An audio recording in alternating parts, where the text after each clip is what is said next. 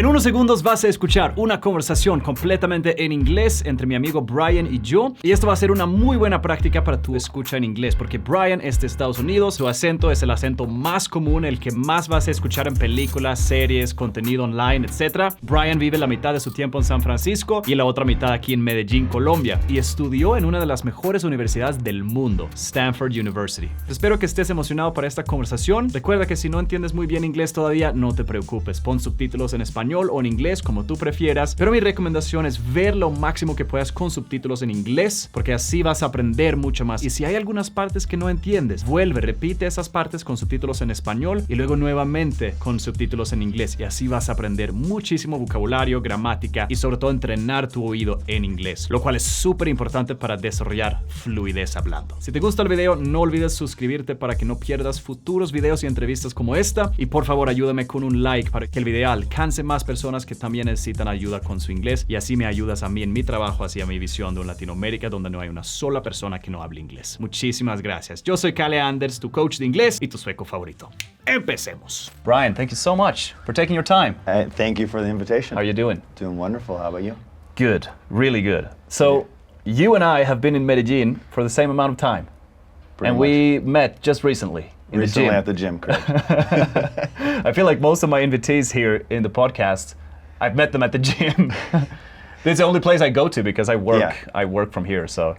Yeah, I don't, I meet most of my friends at the gym more so than going out and that. Yeah. Where are you from originally? I'm from, I was born in Detroit, Michigan. Yeah. And currently I live in San Francisco, California. Okay. And you come here, you go back and forth? You go back and forth. Vas y vienes. And you come here, you go back and forth? Yeah, the flight's a little long, but I'm here. I used to think every 2 weeks I would be here, every 2 weeks I would return to the States, but it's been more like 3 weeks. Seems to be a better rhythm. It seems to be a better rhythm. Parece ser un mejor ritmo. Seems to be a better rhythm. Yeah. So I'm here 3 weeks and then I'm back in the States for 3 weeks. Okay. Yeah. And what brought you here in the first place? What brought you here? ¿Qué te trajo aquí? ¿Qué te trajo a Medellín, Colombia? A esta tierra hermosa. Well, I think you gotta fly. I know I gotta fly. You gotta fly there. Tienes una mosca ahí. I think you gotta fly. I know I gotta fly. Do we have to restart that or no? No. No, yeah. So I think my journey to Columbia has been kind of long because I studied engineering and I had a lot of friends that were in the liberal arts school. Yeah. And they did study abroad and all of these things, and I wanted to do that, but in studying engineering, we didn't have enough electives to allow us to do a study abroad. So I had always kind of had in my mind I wanted to go live someplace. Yeah. And then once I started learning Spanish, or wanting to learn Spanish, I started kind of traveling around looking for a nice place to go. So I explored Mexico, Cabo San Lucas, Mexico City, and a friend invited me to come down here, and you know, a lot of people love the beach, and I love the beach too, but not as much to live. No, I'd rather live. I love the beach for, you know, to go for a weekend or 3-4 days and live in a city. Yeah, I mean, it would be amazing if Medellin had a beach. Yeah, it would be amazing. It would be amazing. But it's still great. Oh, that's really cool. So I also study engineering. Okay. What did you study? I studied mechanical engineering. Oh, okay. Industrial engineering. Okay, excellent. Yeah. Excellent. Oh, nice. Yeah. And so what do you do? I am a commercial real estate sales broker. Okay. So predominantly in San Francisco, but in all of the United States, I sell investment properties. Yeah. So nothing related to what you studied. No. I mean, there's times where having an engineering background helps me evaluate, you know, understand issues and things with buildings. But no, it's not. Okay. It's not directly related to what I studied at all. And how did you get into that? How did you get into that? ¿Cómo entraste a eso? ¿Cómo empezaste a trabajar en eso? And how did you get into that? I bought a house and it just seemed like a fun business. I bought a house and it seemed like a fun business. Compré una casa y parecía un negocio divertido. Entonces lo que él hace es que compra propiedades, casas, apartamentos y los pone a rentar. Se llaman investment properties, propiedades de inversión. Okay. So, You didn't want to go the traditional path. You didn't want to do the traditional engineering path. No querías tomar el camino tradicional de ingeniero. Graduarse, obtener un trabajo en una empresa grande, escalar en diferentes roles, teniendo ese camino, esa carrera tradicional de alguien que estudia ingeniería. Okay. So, yeah. You didn't want to go the traditional path, the engineering path? No, of getting a job at a typical company? I always wanted to do something more social, and I always wanted to do something more investment focused. Okay. And so engineering didn't really meet either of those for me because there's definite upside in your salary. Yeah. At least it's a little different nowadays, but yeah. So what age did you move from Detroit to San Francisco? I moved. Or was that was recently? Yeah, well, I moved to study for graduate school. Oh, okay. Yeah. In San Francisco? At Stanford. You studied at Stanford? I studied at Stanford. Oh, yeah, wow. I studied undergraduate at University of Michigan. Yeah. And then I studied graduate school at Stanford. Okay. Yeah. Is graduate school the same as a master's degree? It is the same as a master's. So generally, at least in the United States, is generally 4 years, maybe 5 years for undergrad, and then a master's is maybe another year or another 2 years. Okay. Yeah. In Europe, I think the bachelor's degree is 3, and then the master's 2. And so we tend I think that actually makes more sense. That makes more sense. Eso tiene más sentido. That actually makes more sense because then you're spending more time in your area of focus. Exactly. Mm-hmm. But there's something, I did an exchange year in Mexico. I did an exchange year in Mexico. Yo hice un año de intercambio en México. I did an exchange year in Mexico. And so that's how I learned Spanish. So that's great. The first year of my master's, so I did a bachelor's degree in industrial engineering and a master's in management. Okay. And the first year of the master's, we had the opportunity to do an exchange year. Okay. And there were a lot of options. My school had a lot of options inside of Europe, right? All the different countries. There are lots of universities that have collaborations with the universities in Sweden. Okay. But I was like, no, I need to. I want to go out. You want to go somewhere different. Yeah, I was 21 years old, and I had traveled Europe with my family when I was young, and so I wanted to discover something else. And I don't know, I'd studied a little bit of Spanish in school, and I didn't have the grades to go to Stanford. We actually had 2 spots for Stanford. Oh, really? Okay. Yeah, and the 2 most smartest people in my class went there. And I didn't get in there. And the spots, we had like 1 spot in MIT. MIT, otra de esas universidades más top en el mundo en Estados Unidos. Entonces, en mi universidad, de hecho, teníamos la oportunidad de ir a estudiar en Stanford o a MIT, pero solamente las personas con mejores notas podían competir por esos cupos, y yo no fui uno de ellos. Entonces, terminé en México y estoy extremadamente agradecido por eso. Nunca podría haber sido mejor. We had like 1 spot in MIT and then a few in Australia, but they were like, you had to be the best in class to get those spots. The valedictorian, pretty much. Yeah. Exactly. And so I was choosing between Canada and Mexico. Okay. So those were the 2 where I had the points to go. Mm-hmm. And there was 1 school in Monterrey, Mexico, which is in the north. Mexico. That's on the border, roughly. Exactly, to Texas. Okay. And I went there, 0 expectations. I was like, okay, this is going to be a fun year. Just gonna learn Spanish. Learn Spanish, have tacos, and just enjoy life. And dude, it changed my life forever. That's amazing. And so I'm happy that you didn't do that in school. I so you did it later. I didn't do that, but I just knew that I wanted to at some point go and live abroad. And obviously I had to kind of get established I couldn't do it immediately because I had to get established in my career. I had to meet a few prerequisites before I was able to do that. But I always knew that I wanted to live abroad, maybe not full-time, but part-time. Yeah. And now you live here part-time. Part-time. Part-time. Tiempo parcial. I live in Medellín part-time. Yo vivo en Medellín, tiempo parcial. El resto en San Francisco. Porque es ahí donde él compra, vende propiedades y los pone a rentar así. Live abroad, maybe not full-time, but part-time. Yeah. And now you live here part-time. Part-time, which I actually like because, there's some people that, you live there part-time. Do you go 6 months there and 6 months here? And I prefer to go every 2 to 3 weeks because it allows you to kind of maintain friendships and maintain back home, you mean? Yeah, back home and also here. Versus if you were gone for 6 months, how are you gonna really maintain friendships, with a business? How are you gonna maintain a business if you're gone that long? Yeah, that's I haven't thought about it that way. I invited my best friend. The flight is long, dude. And to Europe, to Sweden, oof. It's like 15 hours. Oh, yeah. It is awful. Yeah, to San Francisco with the stopover, it usually ends up being 10 or 11. Yeah. Wow. Where's the stopover? Stopover, escala. Entonces, para llegar a San Francisco desde Colombia, típicamente tienes que hacer una escala en Panamá o Ciudad de México, y en total también es unos 10, 12 horas para llegar. Para llegar a Suecia, mi país, 15, 20 horas. Y no soy nada bueno dormir en los aviones. Terrible. Pero hay mucha buena literatura y muchos idiomas por estudiar, así que cero excusas. With the stopover, it usually ends up being 10 or 11. Yeah. Wow. Where's the stopover? Either Panama or Miami. Okay. Okay. Yeah. What's San Francisco like? Oh, San Francisco is gorgeous. There's a lot of Victorian, it's known for Victorian architecture. Victorian architecture looks like this. Hermoso, ¿cierto? There's a lot of Victorian, it's known for Victorian architecture. Yeah. There's a lot of technology companies there. Yeah. So, Apple, Facebook, Google. They're not in San Francisco proper, but they're in Silicon Valley. Silicon Valley, How far is Silicon Valley from San Francisco? 45 minutes. Okay. Yeah. So that's roughly where Stanford is, and that's In Silicon Valley. yeah, and Okay. that's kind of the theory is a lot of these companies popped up around Of course. with a proximity to Stanford. Yeah. I've read a lot of books, podcasts and stuff from former Stanford people who went out and formed LinkedIn, There's a few of them. Airbnb. It's a few. There's a few of It's them, just yeah. crazy. I remember I was Google's all from Stanford. Yeah. Yeah. I was so jealous. I remember when I was in school, I was so jealous of those people who had the degree, the grades to be able to go to Stanford. Yes.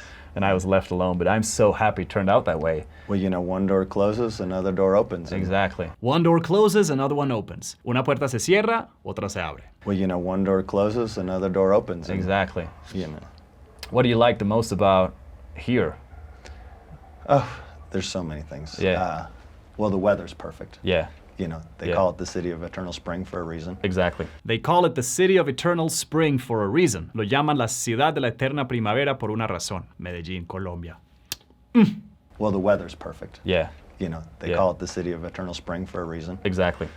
Weather's always, I think in Fahrenheit, between 70 and 80 degrees. Yeah, Year round. There's tons to do. Yeah. I don't need a car. No. I think you have a car, but yeah, in San Francisco, I feel that I need to have a car. But Yes. here, it's so easy to get around with Uber, and Yeah. everything is so central. yeah, Yeah.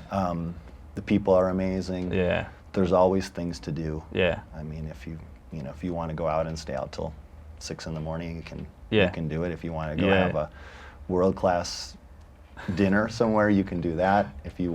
yeah, There's just limitless things to do. yeah.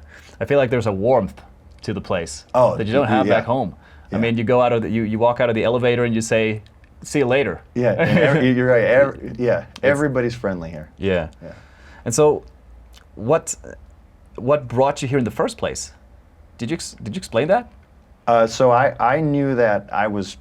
You knew you wanted to go somewhere. I knew I wanted to go somewhere. So whenever I would have friends that were going to different places, I had friends that were going to Mexico City, and Yes. and they invited me. Of course, I went. I had some friends that a friend of mine that was coming here.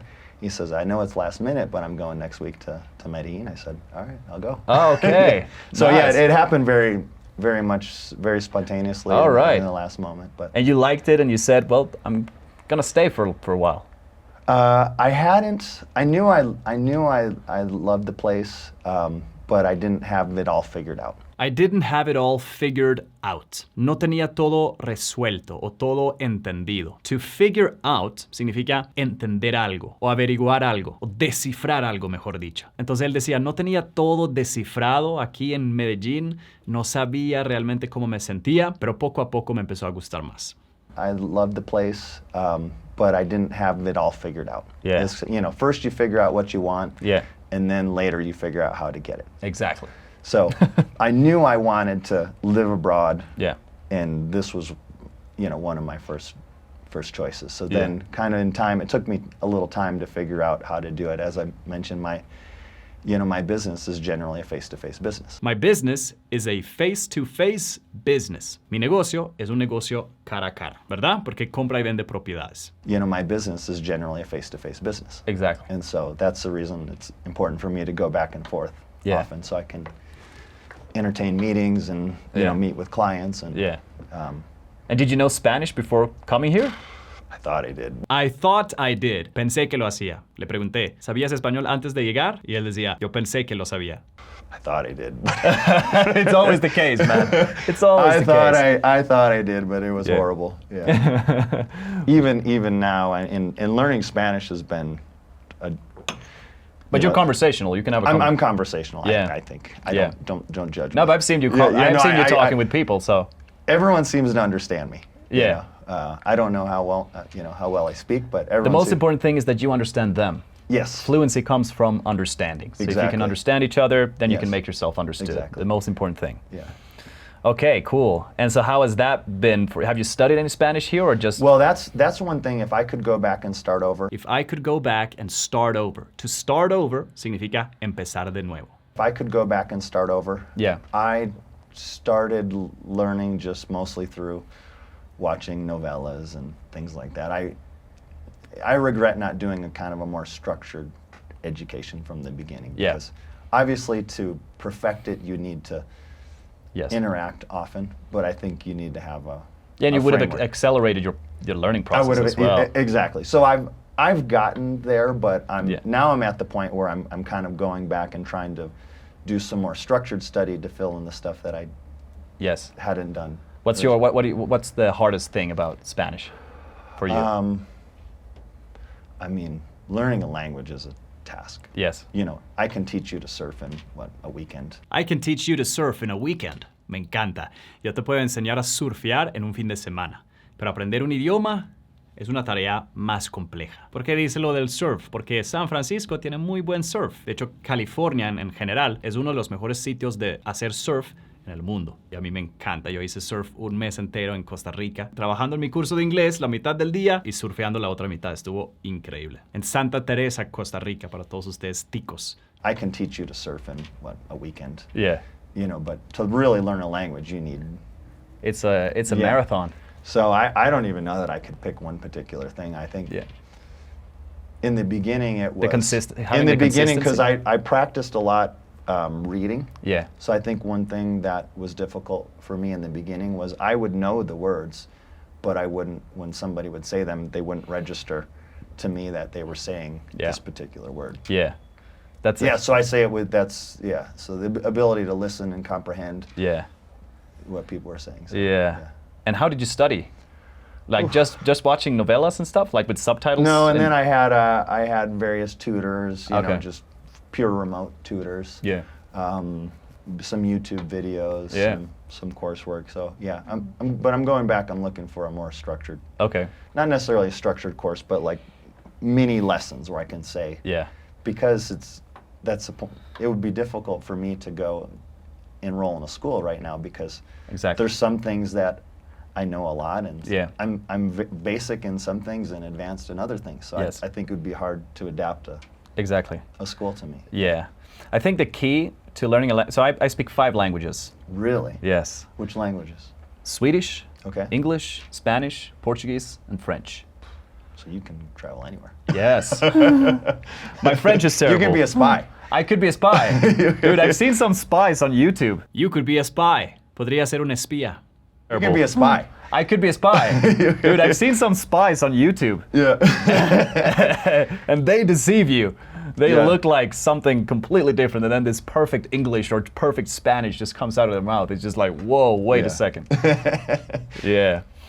And I think the key to learning a language is having a routine, a study routine. I think that's, I mean, it doesn't have to be an hour a day or 2 hours a day. It can be 10 minutes a day, 15 minutes a day, as long as you have consistency. Because if you have consistency, if you study something every day, it's the same as going to the gym. You're reinforcing it, so 1% better every day. Exactly, and you build a habit. Yes, you build a habit. And habits are automatic. Yes, they are. And I want studying a language to be like brushing my teeth in the morning. It's so automatic that if I don't do it, I feel weird. It's the same with the gym, right? That's an excellent people. I assume people tell you as well, oh, you're so disciplined with the gym, you go to the gym all the time.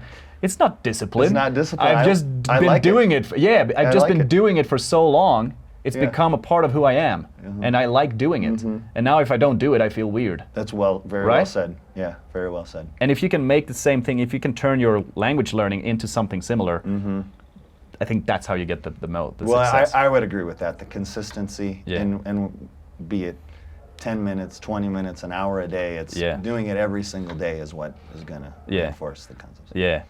Any sort of like difficulties with the culture or interactions with the people here, or any challenges?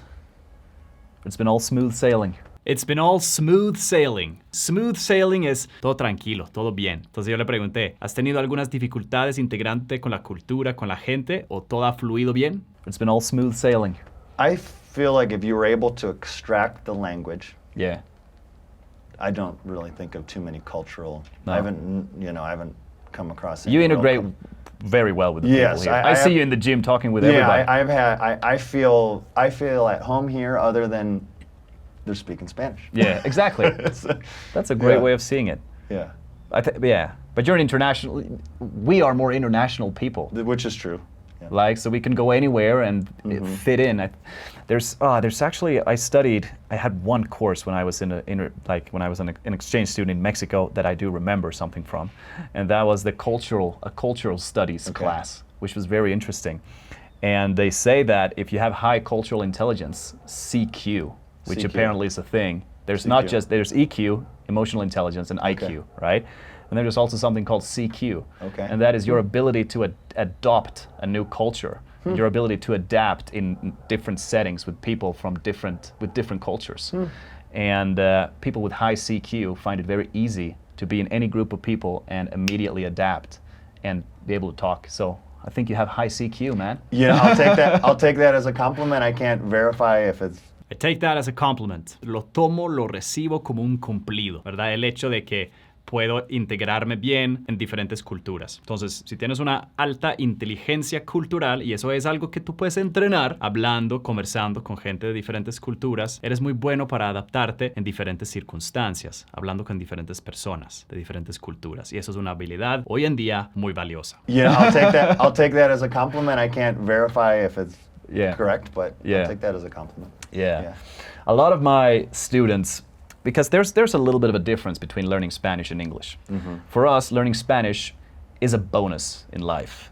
It adds value, but it's not the. That's true. I didn't learn Spanish for a business. It wasn't going to help me advance in my business. Exactly. It was more. So there's one aspect to learning that we as Spanish learners don't have to face, which is the fear and the shame of not being able to speak the language. A little bit. But it's so different for like a Latin American person who needs to learn English to be able to get a better job, to be able to travel, to be able to integrate. Like most of my students live in the US and they need to speak English to integrate. And I send surveys to them and I ask, okay, so what's the reason you're learning English? And many of them are like, because I feel ashamed not being able to speak it. Because it's such a massive, important language. But I assume that you, as a native speaker, you don't see it that way. It's so normal to you, Well, right? it's for example when my friends that are studying English. Yes. In the last, and I don't know the rules. No. I just say, well, it's this way or it's this way. Yes. And and sometimes I'll ask my friends that are Spanish speakers. I'll say, is this a reflexive verb or not a reflexive verb? Yeah. And they'll go, what's a reflexive verb? They Just haven't- because they didn't need to learn that because it was just innate for them. They didn't need to learn that because it was just innate for them. Ellos no tenían que aprender eso porque lo aprendieron naturalmente. Y de hecho, si quieres aprender cualquier idioma, es recomendable que si tú quieres aprender inglés, aprenderlo de la misma forma que aprendiste español. En ningún momento estudiaste qué es un verbo reflexivo en español, ¿cierto? Pero a todos los gringos, y a mí incluso, nos pusieron esas tareas. Estudia verbos reflexivos, reglas gramaticales. Y eso causa más confusión de lo que agrega valor. Porque no es necesario saber todas las reglas. Y si tú aprendes el idioma de forma natural, consumiendo oraciones completas con verbos reflexivos, los vas a aprender sin saber la regla. Es una experiencia mucho más agradable, mucho más fluida y natural que estar en una sala forzándose a descifrar el idioma y entender todas las reglas. Uno se vuelve loco. Entonces, un gran consejo, si quieres aprender un idioma, estúdialo, apréndelo igual como aprendiste español de niño. They didn't need to learn that because it was just innate for them. Exactly. And I feel that if we learn in that way as well, it is way easier to become confident because you're not so dependent on memorizing a bunch of rules. If you learn the language naturally, through consuming sentences, for example, which is the method that I propose, you kind of avoid that a little bit as well. So I'm a huge nerd. Yeah. I study language learning science, research Okay, paper. so you've really gone back to to the basics. You've gone back to the basics. Tú has vuelto atrás a lo básico. Sí lo he hecho porque yo necesito saber cómo se aprende idiomas según la ciencia de aprendizaje de idiomas para poderte enseñar mejor a ti.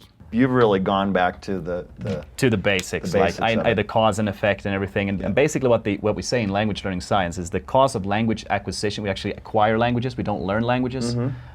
Acquisition is a subconscious process. Learning is a conscious process. So you learn stuff when you're consciously studying. You acquire stuff when you're subconsciously consuming. Got it, Right? got it. So it's actually proven that we do not learn how to structure a sentence in a foreign language by studying the rules of how to structure sentences. Like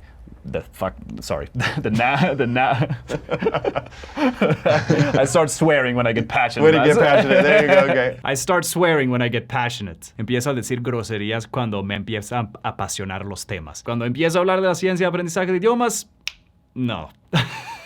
Me tiene que censurar. I start swearing when I get passionate. Way to get passionate. There you go. Okay. Like, okay, is the noun first, the verb, the adjective? Sure. The order of that stuff. No, you actually learn in which order the words go in a sentence. Because it ends up, does it sound right or does it not sound right? Exactly. Yeah. You learn the correct order by consuming a bunch of correctly written sentences. That's how you learned English. That's how you learned auxiliary verbs in English. Do. We ask questions in English using the auxiliary verb do. Do you like? Do you have? Do you go? Do not quiz me on this stuff because you already love. Do not quiz me on this stuff. No me hagas un test, un examen de estas cosas porque no sé nada. Él no sabe ninguna regla gramatical en inglés y es nativo de inglés, pero él utiliza todas las reglas de forma correcta porque ha consumido durante toda su vida oraciones bien estructuradas, oraciones comprensibles para él. Eso es justamente como yo te recomiendo aprender inglés también y cómo enseñamos en nuestro programa con nuestra metodología Rayo. Do not quiz me on this stuff because you already love. But isn't this amazing? Because one of the things that I have to really try really hard to make my audience understand is that here is a native speaker. Perfect English, beautiful pronunciation. I'm very jealous of his perfect American accent. And he does not know The rules. the rules Yeah. because he didn't learn it that way. And I think if we as learners adopt that same principle of learning, the experience is it's so much more. Takes the pressure off a little Takes the bit. pressure off. It takes the pressure off. Elimina la presión del estudio, de siempre estar pensando, traduciendo en la mente, todas esas cosas. Si dejas de estudiar con reglas gramaticales, también dejas de sentir toda esa presión. Porque cuando estás en una conversación, no estás pensando en las estructuras y las reglas, simplemente dejas que lo que ya tienes interiorizado salga de tu boca por intuición. Y si te estancas en conversaciones, simplemente sabes que es porque no llevas suficiente tiempo consumiendo oraciones contenido en inglés. Un nativo de inglés lleva 10,000 o más horas consumiendo el idioma en oraciones comprensibles, que entiende, ¿verdad? Y por cada vez que consuma algo que entiende, más y más interioriza esas estructuras gramaticales y vocabulario en su memoria de largo plazo. Y es exactamente así que yo he aprendido 5 idiomas y que todos mis estudiantes están aprendiendo inglés en mi curso también. Much more. Takes the pressure off a little Takes the bit. pressure off because we don't need to memorize rules and we don't have to be in a situation like trying to talk and think, oh, how did I structure this sentence? Is it the verb? You know? Well, and when I've had tutors, because if you're learning a language and something translates perfectly, that's easy. Yes.